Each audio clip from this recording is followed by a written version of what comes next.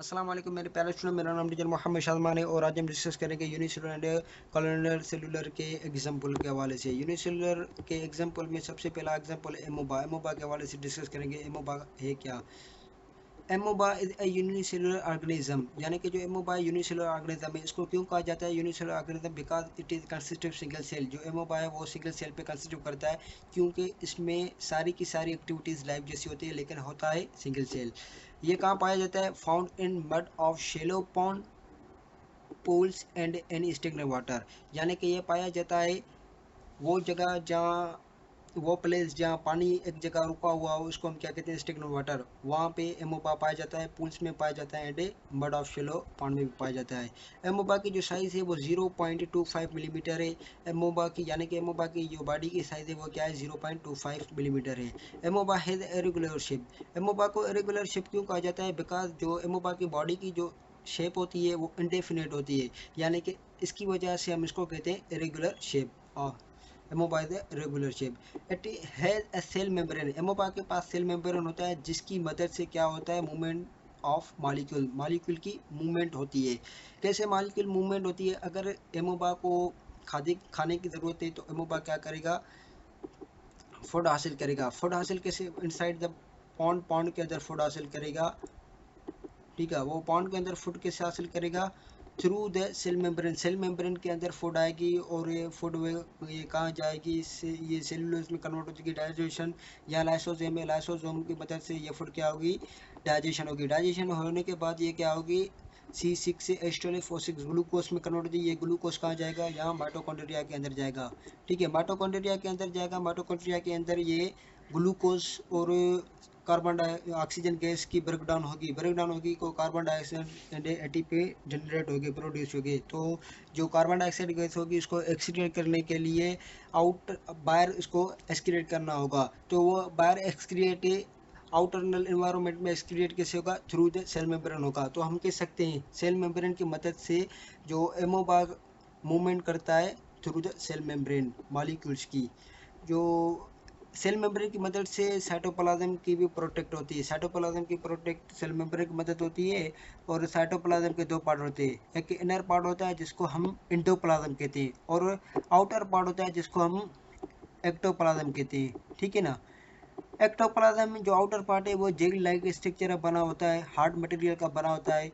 जैसे कि जेली होती है, जेली वो एक इलास्टिक होती है, यानी कि हार्ड मटेरियल की बनी होती है। ठीक है ना? एंड एंडोप्लाज्म होता है जो सॉल्यूशन लाइक स्ट्रक्चर बना होता है, जिसको हम वाटर भी कह सकते हैं। द साइटोप्लाज्म कंटेन, जो साइटोप्लाज्म कंटेन होता है न्यूक्लियस, फूड वैक्यूल से माइटोकॉन्ड्रिया पे कंटेन होता है क्या? साइटोप्लाज्म। एमोबा के पास है कि अपने फुट नहीं होते, लेकिन इसके पास है मूवमेंट करने के लिए फास्ट फुट होते हैं, जिसको हम सीडोपोडिया कहते हैं। ठीक है ना? यहाँ एक स्ट्रक्चर बनी हुई एमोबा की, इसको ज़रा से जूम करके मैग्निफिकेशन पावर बढ़ाकर इसको हम देखते हैं। ये जो जगह है इसको हम सीडोपोडिया कहते हैं, क्योंकि ये एमोबा की एक बड़ी बाहर निकलने वाली सी एक पार्ट है, जिसको हम सीटोपोडिया करते हैं। ये फास्ट फूड है। ठीक है, ये एक्टोप्लाज्म में जो जेल लाइक स्ट्रक्चर का बना होता है, ये एंडोप्लाज्म में जो सॉल्यूशन लाइक स्ट्रक्चर का बना होता है। ये सेल मेम्ब्रेन है, इसकी मदद से साइटोप्लाज्म मूवमेंट ऑफ मॉलिक्यूल्स होता है। ये साइटोप्लाज्म के प्रोटेक्ट भी होती है सेल मेम्ब्रेन की मदद से। एंड ये क्या है? वैक्यूल है, कंट्रैक्टर वैक्यूल। यहाँ पानी जमा होता है, यहाँ थोड़ा सा फूड भी जमा होता है। यहाँ पर ये लाइसोसोम, लाइसोसोम की मदद से डाइजेशन होती है। ठीक है ना? यानी कि ये वो एंजाइम्स है जो डाइजेशन करने के लिए काम आते हैं, डाइजेशन करने के लिए हेल्पफुल होते हैं, जिसकी मदद से डाइजेशन होती है इनसाइड द बॉडी, बॉडी के अंदर, एमोबा की बॉडी के अंदर। यहाँ पर ये न्यूक्लियस है, न्यूक्लियस के अंदर डीएनए, आरएनए वगैरह वगैरह के हॉलो स्ट्रक्चर मिलेंगे, जिसको हम डीएनए या क्रोमोसोम कहते हैं।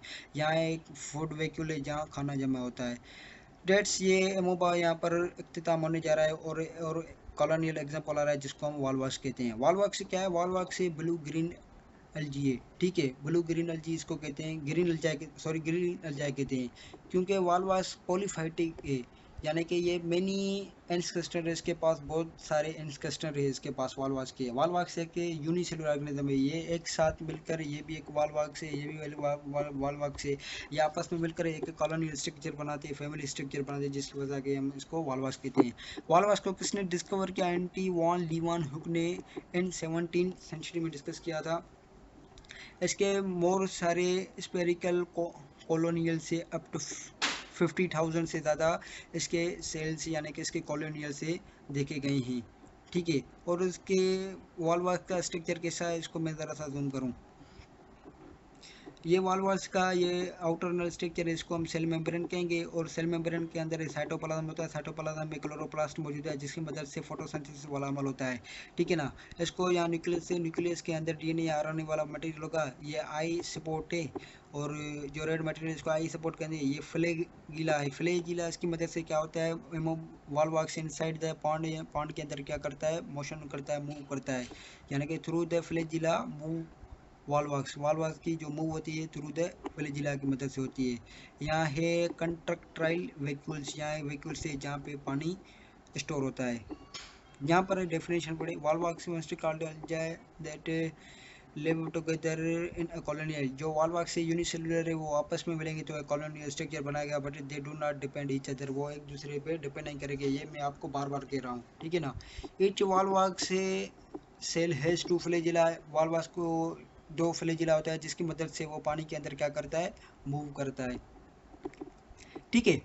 Wall Waals cell have chlorophyll, Volvox के अंदर एक सावा मादा होता है, and a make their own food, जिसकी मदद से फोटोसिंथेसिस का अमल होता है, जिसकी मदद से फूड तैयार होता है। फोटोसिंथेसिस का अमल कैसे होता है, C6H12O6, ये क्या है, ग्लूकोज से, यानी कि ये फूड तैयार होती है फोटोसिंथेसिस की मदद से, ठीक है। यानी कि ग्लूकोज तैयार होती है, फूड तैयार होती है किसकी मदद से, फोटोसिंथेसिस की मदद से। दिस फोटोसिंथेसिस ऑर्गेनिज्म से are an important part of many aquatic ecosystem, यानी कि एनवायरनमेंट से हासिल होती है। यानी कि एनवायरनमेंट जब सूरज होती है और सूरज की किरणें वॉल वाल्स के ऊपर लगती है तो फोटोसिंथेसिस का रिएक्शन होता है, ठीक है। Volvox are not harmful, Volvox से हार्मफुल नहीं होती because they do not produce in toxic substance, यानी कि ये एक टॉक्सिक यानी कि हार्मफुल सब्सटेंस छोड़ते ही नहीं है अपने आप से, तो इसको हम हार्मफुल नहीं कह सकते, यानी कि ये ह्यूमन के लिए हार्मफुल नहीं है। डेट्स यहाँ तक वॉल वाल्स भी इख्तिताम होने जा रहा है। मुझे उम्मीद है आप ये सारा का सारा लेक्चर 7 मिनट का आप समझ गए होंगे। तो यहाँ तक तो हमारी बात, हमारा जो लेक्चर है वो ख़त्म होने जा रहा है।